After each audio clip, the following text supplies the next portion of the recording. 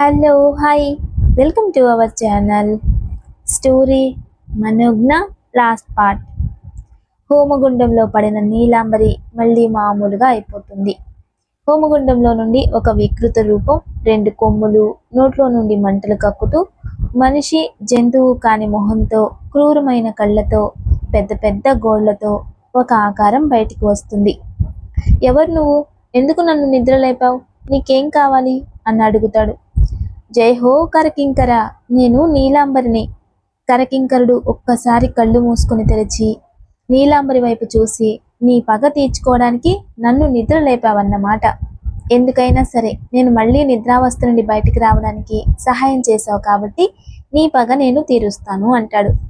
కానీ నువ్వు ఎప్పటికీ నా అదుపాజ్ఞలోనే ఉండాలి. అందుకు నీకు సమ్మతమైతే చెప్పు అంటాడు. సమ్మతమే. నా పగ తీరాక మీరు ఏం చెప్పినా ఏం చేసినా నాకు సమ్మతమే అంటుంది నీలాంబరి. సరే, ఇప్పుడు ఆ భువనేశ్వరి ఎక్కడుంది? భద్రకాళి గుడిలో. అవునా? మరి మనలాంటి దుష్టశక్తులు ఆలయంలోకి ప్రవేశించలేవు కదా? ప్రబల శక్తులు ఉన్న మీకు కూడా సాధ్యం కాదా అంటుంది నీలాంబరి. అందుకు కరకింకరుడు చిన్నగా నవ్వి, నాకు ఎంతటి శక్తులు ఉన్నా భద్రకాళి అమ్మవారే ఈ సృష్టిలో ఉన్న సర్వశక్తికి అధిదేవత అంటాడు. మరి ఇప్పుడు నువ్వు ఆవిడని ఎలా ఎదుర్కొంటావు అంటుంది నీలాంబరి. దానికి ఒక మార్గం ఉంది. కొన్ని వేల సంవత్సరాలుగా నిద్రావస్థలో ఉండడం వలన నా శక్తులు కూడా నిద్రాణంగా ఉన్నాయి. వాటిని జాగృతం చేసి నేను ఈ లోకం మీద ఆధిపత్యం చెయ్యాలి అంటే అమ్మవారి అంశలో జన్మించి పరిపూర్ణమైన స్త్రీని ఆ మహా ప్రత్యంగిరామాతకు బలి ఇచ్చి తన రక్తాన్ని అమ్మకు నైవేద్యంగా పెట్టి ఆ శేష రక్తాన్ని నేను తాగితే నన్ను ఈ సృష్టిలో ఏ శక్తి కూడా అడ్డగించలేదు. ఎవరిదైనా రక్తం తాగే కొలది నా శక్తి పెరుగుతూ ఉంటుంది అంటాడు. అయితే నీకు కావలసిన స్త్రీ, నేను పగపట్టిన తీర్చుకోవాల్సిన ఆ భువనేశ్వరే ఈ గుడిలో ఉంది. ఆనందంగా వికటహాస్యం చేస్తూ, అయితే ముందు మన గుడిలోకి వెళ్ళే మార్గం ఆలోచించాలి. నేను వెళ్ళగలను. ఎలా? నీకు ఆలయ ప్రవేశం నిషిద్ధం కదా. చండాసురుడు వరం వలన నాకు గుడిలోకి వెళ్ళడానికి ఒకసారి అనుమతి ఉంది. ఓ, అయితే నన్ను నీలోకి ఆవాహన చేసుకో. నీ వరప్రభావంతో మనం గుడిలోకి ప్రవేశించి ఆ భువనేశ్వరుని తీసుకుని వద్దాం. ఆ ఏర్పాట్లు చూడు అంటాడు కరకింకరుడు. అలాగే నీలాంబరి పూజ చేసి కరకింకరుని తనలోకి ఆవాహన చేసుకుంటుంది. నీలాంబరిలో ఉన్న కరకింకరుడు గుహలో నుండి బయటికి వస్తాడు. బయటకు రాగానే దాహం దాహం అంటూ కనబడిన మనిషి జంతువు అని తేడా లేకుండా ఒంట్లో ఉన్న రక్తం మొత్తం పీల్చుకుంటూ విధ్వంసం చేసుకుంటూ ముందుకు సాగుతూ ఉంటాడు. అతడి భయంకరమైన ఆకారం, అతని పనులు చూసి జనం భయంతో హాహాకారాలు చేస్తూ పరుగులు పెడుతూ ఉంటారు. కరకింకరుడు దొరికిన వాడిని దొరికినట్టు రక్తం పీల్చి పిప్పి చేస్తూ రూపాన్ని అంతకంతకు పెంచుకుంటూ గుడివైపు అడుగులు వేస్తూ ఉన్నాడు. అమ్మా భువనేశ్వరి, ఆ కింకరుడు నిద్రలేచాడు. అందిన మేర విధ్వంసం చేసుకుంటూ ఇటువైపే వస్తున్నాడు. గురూజీ, మీరు అందరినీ తీసుకుని ఆ కరకింకరుడికి కనపడకుండా ఎదురు మండపం పక్కన గదిలో దాక్కోండి అంటుంది భువనేశ్వరి. అమ్మా, వాణ్ణు ఎదుర్కోవడం అసాధ్యం తల్లి అంటారు గురూజీ. అభి, చెప్పు హని, అందరినీ తీసుకెళ్ళు. పిల్లలు జాగ్రత్త, టైం లేదు, త్వరగా అంటుంది భువనేశ్వరి. అమ్మా, మీరు అంతా పిల్లల్ని తీసుకొని లోపలికి వెళ్ళండి అమ్మా అంటాడు అభి. మను సీరియస్గా అభి వైపు చూస్తూ, త్వరగా అందరూ లోపలికి వెళ్ళండి. అభి, నువ్వు కూడా, ఎవరూ ఇక్కడ ఉండడానికి వీల్లేదు అంటుంది. హనీ ప్లీజ్, నేను నీతోనే ఉంటాను అంటాడు అభి. అభి, మన పిల్లల కోసం నువ్వు ఉండాలి. ఇప్పుడు జరిగేది నా చేతిలో లేదు. నేను ఉన్నా లేకున్నా మన పిల్లలకు తండ్రిగా నువ్వు ఉండాలి. ఇది నా మీద ఒట్టు. ప్లీజ్ లోపలికి వెళ్ళు అంటుంది మను. అభి కోపంగా బాధగా ఏమీ చేయలేని నిస్సహాయ స్థితిలో లోపలికి వెళ్ళిపోతాడు అందరినీ తీసుకుని. మను గర్భగుడి ఎదురుగా కూర్చొని అమ్మవారిని ధ్యానిస్తూ ఉంటుంది. కరకింకరుడు గుడి లోపలికి వచ్చేస్తాడు. ఊళ్ళో కూర్చొని ధ్యానంలో ఉన్న మనుని చూసి వికృతంగా ఒక వికటాట్టహాసం చేసి మనుని పట్టుకోవడానికి మను దగ్గరికి వెళ్తాడు. లోపల కిటికీ దగ్గర నిలబడి చూస్తున్న అభి వాళ్ళకి ఆ కిరకంకుడిని చూస్తేనే గుండెలు జారిపోయాయి. అందరూ ఊపిరి బిగపట్టి జరిగేది చూస్తున్నారు. అవి మనుకి ఏం జరుగుతుందో అని భయంగా చూస్తున్నాడు. కరకింకరుడు మనుని పట్టుకోవాలని చెయ్యి చాపి మను భుజం మీద చెయ్యి వేస్తాడు. చెయ్యి వెయ్యగానో ఎవరో విసిరేసినట్టు అంత దూరాన పడిపోతాడు.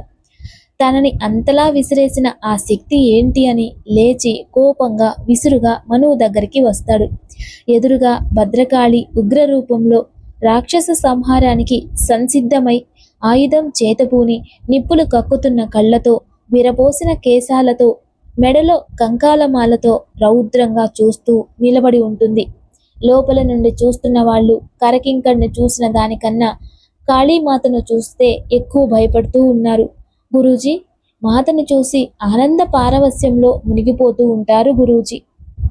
ఒక్కసారిగా మాతను చూసిన కరకింకరుడికి ఒళ్ళు జలధరిస్తుంది. అయినా ధైర్యం తెచ్చుకొని మాతతో తలబడ్డానికి సిద్ధపడతాడు. మాత కరకింకరుడి మీదకి దూకుతుంది. ఇద్దరికీ భీకరమైన హోరు జరుగుతుంది. ఇద్దరి మధ్య పోరుకి వారి శక్తుల ప్రయోగంతో ఆ ప్రదేశమంతా ఒక రకమైన ఉష్ణం పుడుతుంది. మాత ముందుగా సమయం చూసి చేతిలో ఉన్న ఆయుధంతో కరకింకరుడి గుండెల్లో పొడుస్తుంది. ఆ ఆయుధం గుచ్చుకోగానే కరకింకరుడిలో ఉన్న నీలాంబరి బయటకు వచ్చేస్తుంది.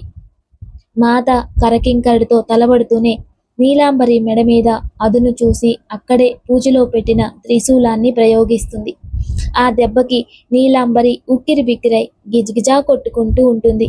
నీలాంబరికి అర్థమైపోతుంది ఇవే తన ఆఖరి క్షణాలు అని. కరకింకరుడి వైపు చూస్తూ, నేను అంతమైనా సరే నా పగ నువ్వు తీరుస్తావా అని అడుగుతుంది. నీలాంబరి, నీకు మాట ఇస్తున్నా, నీ పగ నేను తీరుస్తాను అని నీలాంబరి కరకింకరుడి వంక చూస్తుండగానే మాడి మసైపోతుంది. ఆ దృశ్యాలను చూస్తున్న అభి వాళ్ల ప్రాణాలు ఉగ్గపట్టుకొని ఊపిరి బిగుపట్టి రెపవేయడం కూడా మర్చిపోయి ఏం చేస్తున్నారో కూడా తెలియని స్థితిలో శిలాప్రతిమల్లా ఎక్కడి వాళ్ళు అక్కడే నిలబడిపోతారు. నీలాంబరి అంతాన్ని చూసిన కరకింకరుడు విపరీతమైన క్రోధంతో తన శరీరాన్ని పెంచి మాత ముందు నిలబడతారు. మాత కూడా అనూపంగా తన శరీరాన్ని పెంచి భూమి ఆకాశాలు ఏకమైనట్టు నిలబడి కరకింకరుడు తలను ఖండిస్తుంది. కానీ కరకింకరుడు చావడు. మాత ఎన్నిసార్లు ఖండించినా అతను అంతమవ్వడు. మాత క్రోధం అవధులు మించిపోతుంది. క్రోధం ఎక్కువవుతుంటే మాత నుండి వచ్చే తేజస్సు భరించడం చాలా కష్టంగా ఉంది. గురూజీ రుద్రుణ్ణి ప్రార్థిస్తాడు మాత తేజస్సు నుండి రక్షించమని. అప్పుడు పైనుండి ఒక దివ్యకాంతి గురూజీ ఇంకా అభి వాళ్ల చుట్టూ ఒక వలయంలా ఏర్పడుతుంది. మాత తేజస్సు నుండి ఉపశమనం లభిస్తుంది. ఎన్నిసార్లు ఖండించినా కరకింకరుడు అంతం అవ్వట్లేదు. వాడు మాతని చూసి నవ్వుతూ, నన్ను అంతం చేయడం నీ వల్ల కాదు అని వికటాట్టహాసం చేస్తాడు. అప్పుడు మాత, మూర్ఖ, నీ శక్తులను చూసుకొని మెడిసిపడుతున్నావు. నీ ఎదుట నిలబడింది ఎవరో మర్చిపోతున్నావు. ఈ సమస్త సృష్టిని యుద్ధకాలంలో అంతం చేయగల కాళీని, ఈ విశ్వచాలనానికి కారణమైన శక్తిని, బ్రహ్మ విష్ణు మహేశ్వర్లలోకి శక్తిని, ఆదిశక్తిని రా. ఇప్పుడే ఈ సమస్త బ్రహ్మాండాన్ని మింగేస్తాను. నీతో సహా సకల జీవరాశులు, వాటిలోని శక్తులు అన్నీ నాలో విలీనమైపోతాయి అని నోరు తెరుస్తుంది. అప్పుడు ఆకాశం నుండి ఆ శరీరవాణి, మాత శాంతించు, ఒక తుచ్చుడి కోసం సమస్త బ్రహ్మాండాన్ని క్షోభింపవలదు. త్రికాల దర్శివి మాత నువ్వు. క్రోధాగ్నిలో నువ్వు మార్గాన్ని దర్శించుటలేదు. సూర్యచంద్రుల ప్రకాశం భూమిని తాకుతున్నంతసేపు వాడి ఒంట్లో రక్తం ఒక బొట్టు ఉన్నా వాడు అంతమవ్వడు అని పలుకుతుంది. సూర్యచంద్రుల ప్రకాశం భూమిని నిరంతరం తాకుతూనే ఉంటుంది. ఆ ప్రకాశం వలనే ఈ భూమిలో చరాచర ప్రాణులు జీవిస్తున్నాయి. దాన్ని ఆపడం అసాధ్యం. అలాగే నా మరణం కూడా అని నవ్వుతాడు కరకింకరుడు. మాత చిద్విలాసంతో కరకింకరుని చూస్తూ తన చేతి కంకణాలు రెండూ తీసి ఆకాశం వైపు విసురుతుంది. ఏమి జరుగుతుందో గమనించే లోపే మాత కంకణాలు సూర్యచంద్రుని కప్పేస్తాయి. అంతా అంధకారమయమైపోతుంది. మాత వెంటనే ఒక చేతితో కరకింకరుడి జుట్టు పట్టుకొని ఇంకో చేతిలో ఉన్న ఖడ్గంతో కరకింకరుడి తల నరుకుతుంది. తల నరకగానే కరకింకరుడి రక్తం కింద పోకుండా తన నాలిక చాపుతుంది. కరకింకరుడి ఒంట్లో ఉన్న ఒక్క చుక్క నెత్తురు లేకుండా మొత్తం పీల్చేస్తుంది. కరకింకరుడి ప్రాణం ధూమధూపంలోకి మారి గాల్లో కలిసిపోతుంది. మాత తన కంకణాలు ఉపసంహరించుకుంటుంది. రక్తం తాగిన మాతలో తామస గుణం పెరిగి క్రోధం చల్లారక ఇంకా రక్తదాహంతో ముందుకు కదలబోతుంది. గురూజీ పరుగు పరుగున మాత ముందుకు వెళ్ళి మాతని శాంతింపజేయడానికి మాత స్తోత్రం పఠిస్తాడు. మాత కొంత శాంతించగానే మాతని ఈ అవతార తేజస్సు పృథ్వీ భరింపలేకుంది. మా యందు దయ ఉంచి నీ ఉగ్ర రూపాన్ని ఉపసంహరించుకొని పరిపరి విధాలా వేడుకుంటాడు. మాత కాసేపటికి శాంతించి తన రూపాన్ని ఉపసంహరించి అక్కడ అంతకుముందు ఉన్న ఆనవాళ్లు ఏమీ లేకుండా చేసి అంతర్ధానమైపోతుంది.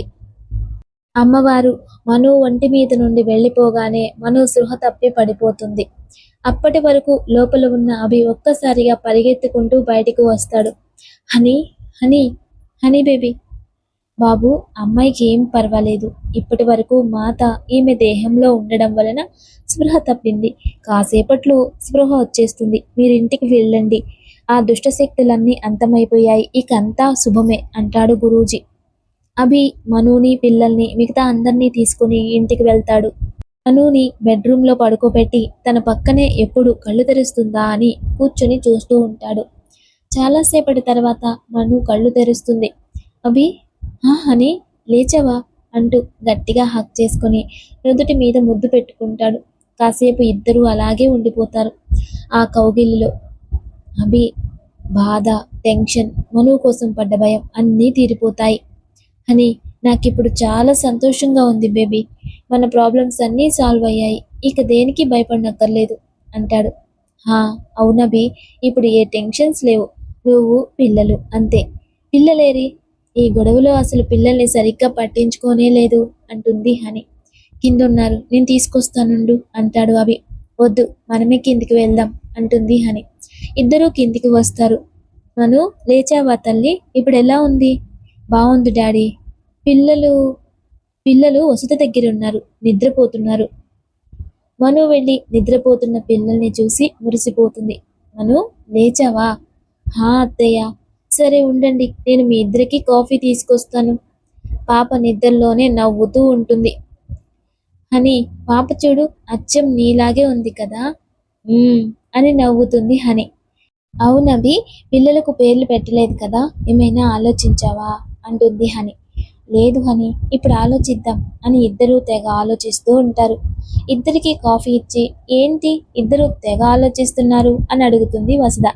లేదత్తయ్య, పిల్లలకి ఏం పేరు పెట్టాలా అని ఆలోచిస్తున్నాం. బారసాల రోజు పేర్లు పెట్టాలి కదా. అత్తయ్య, అబ్బాయికి సుచేంద్ర అని పెడదామా? సుచేంద్ర, చాలా బాగుంది. ఏమంటావు అభి? బాగుందమ్మా, అదే పెడదాం. మరి పాపకి? అమ్మా, నా కూతురికి నేనే పెట్టుకుంటా, ఓకేనా? మైథిలి ఎలా ఉంది? మైథిలినా? చాలా ఓల్డ్గా ఉంది అవి అంటుంది వసుధ. పర్లేదులే అత్తయ్య, అభికి నచ్చిన పేరు కదా, పెట్టుకోనివ్వండి అంటుంది హని. సరే అయితే నేను పంతులు గారిని పిలిచి బారసాల ఏర్పాట్లు చేస్తాను అంటుంది వసుధ. బారసాలకి అందరినీ పిలిచి చాలా ఘనంగా ఏర్పాట్లు చేస్తారు. అభి పిల్లలిద్దరినీ స్వయంగా తానే రెడీ చేస్తాడు. అని రెడీ చేశాను చూడు, నా బేబీస్ ఎలా ఉన్నారో. మను, వావ్ అవి చాలా చాలా క్యూట్గా ఉన్నారు అంటుంది. కదా అని పాపని చేతిలోకి తీసుకుని ముద్దు పెట్టుకుంటూ, నా బంగారం రెడీ అయితే ఎంత క్యూట్గా ఉందో అనుకుంటాడు. మను బాబుని ఎత్తుకొని, నా బంగారు కొండ చూడు, చుక్కల్లో చందమామలో ఎంత బాగున్నాడో. చాలే ఊరుకోండి, నా బుజ్జి కొండలకు దిష్టి తగులుతుంది అని పిల్లలకు దిష్టి తీస్తుంది వసుధ. సరే పదండి కిందికి, టైం అవుతుంది అంటుంది వసుధ. అభి మను పిల్లల్ని ఎత్తుకొని దిగొస్తుంటే చూడ్డానికి రెండు కళ్ళు సరిపోవట్లేదు. బంధువులందరి మధ్యలో చాలా సంబరంగా బారసాల జరుగుతుంది. అభి ఆఫీస్కి వెళ్తూ ఉంటాడు. తను లేక వర్క్ చాలా పెండింగ్ ఉండడం వలన చాలా బిజీగా ఉన్నాడు. మను పిల్లలిద్దరితో క్షణం తీరిక లేకుండా గడుపుతూ ఉంటుంది. చాలా రోజుల తర్వాత అభి కొంచెం ఫ్రీ అవుతాడు. అందుకనే ఇంటికి కూడా త్వరగా వచ్చేస్తాడు. వచ్చేటప్పుడు రవి కూడా వస్తాను అంటే తీసుకొస్తాడు. అభి రవి రూమ్లోకి వచ్చేసరికి సుచేంద్రని వసుధ నిద్రపుచ్చడానికి ట్రై చేస్తూ ఉంటుంది. మను మైథిలిని నిద్రపోచడానికి ఎత్తుకొని తిప్పుతుంది. ఇద్దరు పిల్లలతో కుస్తీ పడుతూ ఉంటారు.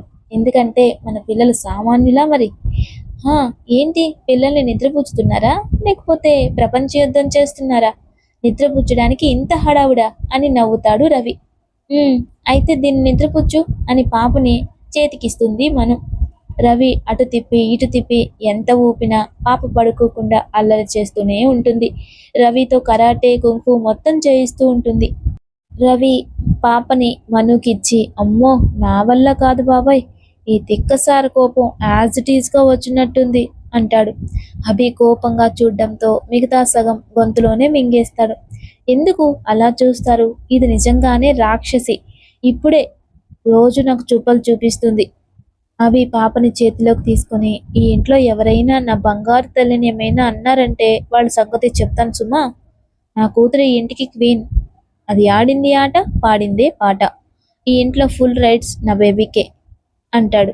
మను కోపంగా, మరి నేనెవరో? రవి, వసు ఇద్దరు నవ్వుకుంటూ కిందికి వెళ్ళిపోతారు. అభి చేతుల్లో నిద్రపోయిన పాపని పడుకోబెడతాడు. మను సోఫాలో పడేసిన పిల్లల బొమ్మలన్నీ సర్దుతూ ఉంటుంది కోపంగా. అభి డోర్ లాక్ చేసి వచ్చి మనుని వెనుక నుండి హక్ చేసుకుంటాడు. మను విసురుగా నెట్టడంతో అభి బెడ్ మీద పడతాడు.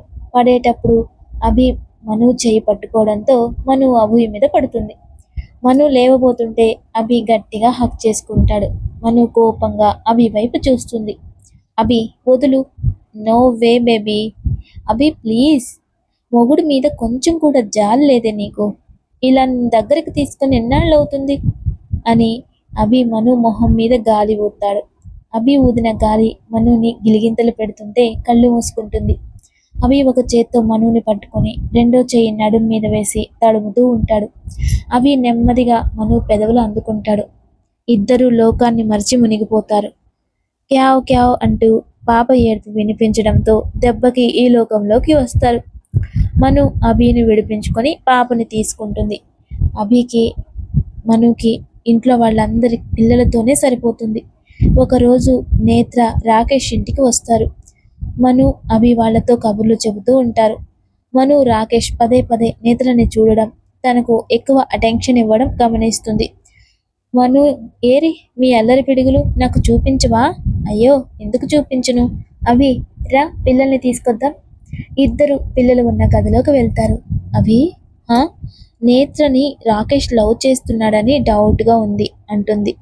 వాట్? అవునభి, కానీ వాడు నాతో ఎప్పుడూ చెప్పలేదే.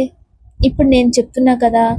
మరి నేత్ర కూడా రాకేష్ మీద మంచి ఒపీనియన్ ఉందనుకుంటా. ఇప్పుడు ఏం చేద్దాం మరి? నేను చెప్తా ముందు పద అని పిల్లల్ని తీసుకొని వెళ్తారు. పద, జ్యూస్ తీసుకురా. నేత్ర జ్యూస్ తాగుతుంటే రాకేష్ నేత్రనే చూస్తూ ఉండిపోతాడు. రేయ్ రాకేష్, మన బ్యాచ్ మొత్తానికి పెళ్ళిళ్ళు అయ్యాయిరా, ఇక మిగిలింది నువ్వే. ఇంతకీ నువ్వెప్పుడు చేసుకుంటావు? దేనికైనా టైం రావాలి అని చూస్తూ కూర్చుంటే వయసు అయిపోతుందిరా.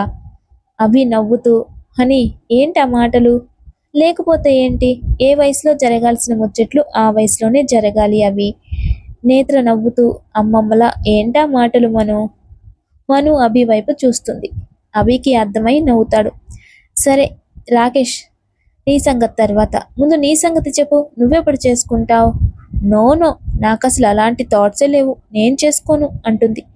అభి నేత్ర దగ్గరికి వస్తాడు. అభి రావడం వలన నేత్ర లేచి నిలబడుతుంది. అభి నేత్ర చేతులు తన చేతిలోకి తీసుకుని, ప్లీజ్ నేత్ర, పెళ్లి చేసుకో.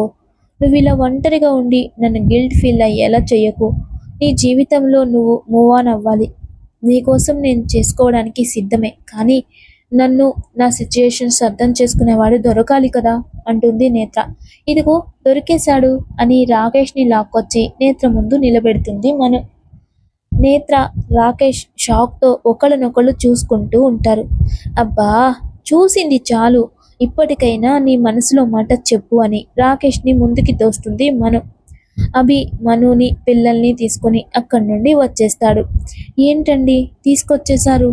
ఏయ్, మనం అక్కడే ఉంటే వాళ్ళు ఏం మాట్లాడుకుంటారు చెప్పు, ఇక్కడ నుండి చూడు అంటాడు అభి. నేత్ర, రాకేష్ ఇద్దరూ సైలెంట్గా ఒకళ్ళని ఒకళ్ళు చూసుకుంటూ ఉండిపోతారు. అబ్బా, ఎంతసేపు చూసుకుంటారు వీళ్ళు, కాళ్ళు లాగేస్తున్నాయి. నీ రన్నింగ్ కామెంటరీ ఆపవే అంటాడు అభి. నేత్ర, నీకు ఇష్టమేనా? నేత్ర అవునన్నట్టు తలూపుతుంది.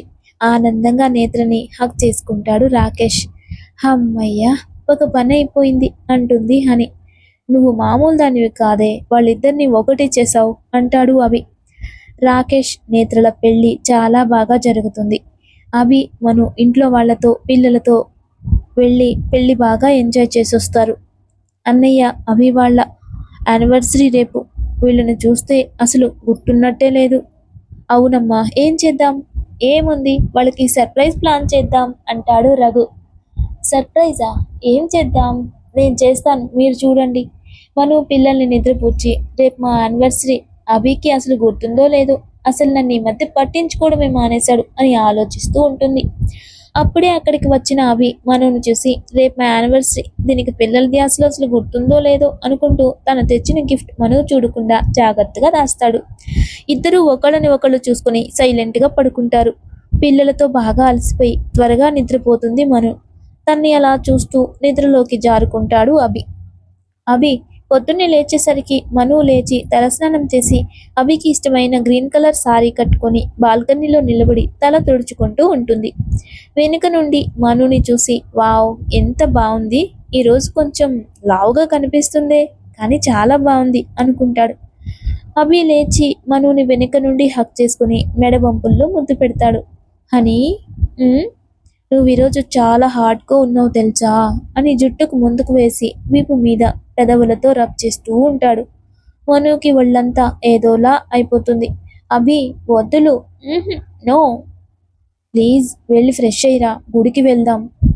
అభి వేరే లోకంలో ఉండి, ఇప్పుడు గుళ్ళు గోపురాలు అవసరమా హనీ అంటాడు. ఈ రోజు ఏంటో గుర్తు లేదా అంటుంది. నాకు ఇప్పుడు ఏం గుర్తు రావట్లేదు బేబీ, డోంట్ డిస్టర్బ్ మీ యార్ అంటాడు. అభి ఫోన్ రింగ్ అవడంతో తేరుకొని మనుని వదిలి ఫోన్ లిఫ్ట్ చేస్తాడు. సార్, ఏంట్రవి పొద్దున్నే డిస్టర్బెన్స్ అంటాడు విసుగ్గా. సార్, ఈరోజు సబ్మిట్ చేయాల్సిన టెండర్ ఫైల్ కనిపించడం లేదు సార్. వాట్?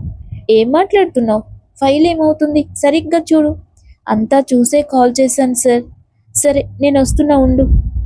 అభి హడావుడిగా రెడీ అయి ఆఫీస్కి వెళ్ళిపోతాడు. మనుని కనీసం విష్ కూడా చేయకుండా వెళ్ళిన అభి మీద పిచ్చి కోపం వస్తుంది మనుకి. అభి ఆఫీస్కి వెళ్ళి గబగబా టెండర్ ఫైల్ తయారు చేసి టెండర్ ఆఫీస్కి పంపించేసరికి లంచ్ టైం దాటిపోతుంది. అభి టైం చూసుకుని ఇంటికి బయలుదేరుతాడు. ఇంటికి వచ్చి, హనీ బాగా ఆకలి అవుతుంది, నేను ఫ్రెష్ అయ్యి వస్తా. ఫ్రెష్ అయ్యి వచ్చేసరికి మను ప్లేట్లో అన్నీ రెడీగా పెడుతుంది. బాగా ఆకలిగా ఉండడం ఇంకా టెండర్ హడావుల్లో అభి యానివర్సరీ సంగతి మర్చిపోతాడు.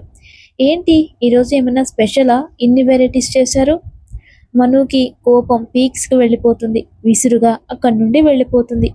అవి తింటూ, ఇప్పుడు నేనేమన్నాను ఇంత కోపడ్డానికి అని తింటూ, ఈరోజు ఏమన్నా స్పెషలా అంటే అంతే కదా. అప్పుడు గుర్తొస్తుంది అభికి ఈరోజు యానివర్సరీ అని. ఓ షిట్, ఇలా ఎలా మర్చిపోయాను అని గబగబా హ్యాండ్ వాష్ చేసుకుని మను దగ్గరికి వెళ్తాడు. అని, సారీ బంగారం, మర్చిపోయాను. మను చేతికి దొరికినవన్నీ తీసి అభి మీదికి విసురుతుంది.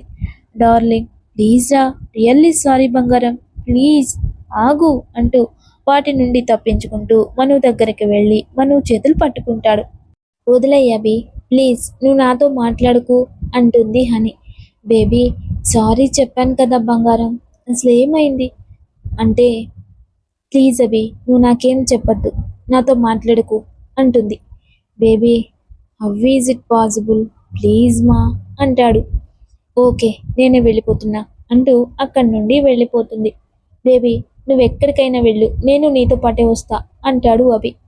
మను కింద హాల్లో వసుధ వాళ్ళ దగ్గర కూర్చుంటుంది. వసుధ పద్మ పిల్లల్ని ఆడిస్తూ ఉంటే చూస్తూ ఉంటుంది. మను ఏమైంది, ఎందుకలా ఉన్నావు? అదేం లేదు, కొంచెం తలనొప్పిగా ఉంది అత్తయ్య. మరి కాసేపు రెస్ట్ తీసుకోపో అంటుంది వసుధ. పర్లేదు అత్తయ్య అని పిల్లల ఆటలు చూసి నవ్వుతూ ఉంటుంది. అభి కూడా వచ్చి మను పక్కన కూర్చుంటాడు. మను అక్కడి నుండి కూడా లేచి వెళ్ళిపోతుంది. అభి కూడా వెళ్ళిపోతాడు. పద్మ ఏమైందే వీళ్ళకి, ఎడమొహం పెడమొహం లాగా ఉన్నారు, మన ప్లాన్ ఫెయిల్ అవ్వదు కదా? ఏం కాదులే అమ్మగారు, మొగుడు మీద కోపం ఎంతసేపు చెప్పు, అబ్బాయి గారు చేయి తగిలితే ఐస్లా కరిగిపోతుంది. అభి మను ఇద్దరు కిందికి వస్తారు. మను, ఈరోజు మన గెస్ట్ హౌస్లో రాకేష్ నేత్రకి ఫస్ట్ నైట్ అరేంజ్ చేద్దాం అనుకున్నాం, మీరిద్దరూ వెళ్ళి ఏర్పాట్లు చూడండి. అభి మను ఒకరినొకరు చూసుకుంటారు. మేమెందుకు అత్తయ్య, అయినా పిల్లలతో ఇబ్బంది, నేను వెళ్ళను, పిల్లల్ని మేము చూసుకుంటాం, మేము వెళితే వాళ్ళు కొంచెం ఇబ్బంది పడతారు, అదే మీరైతే వాళ్ళు ఫ్రీగా ఉంటారు. ఇక మీరేం మాట్లాడకుండా బయలుదేరండి. ముందు ఇద్దరు ఫ్రెష్ అయ్యి రండి, బయలుదేరదురు. ఇంకా చేసేదేమీ లేక ఫ్రెష్ అయి మను అభితో వెళుతుంది.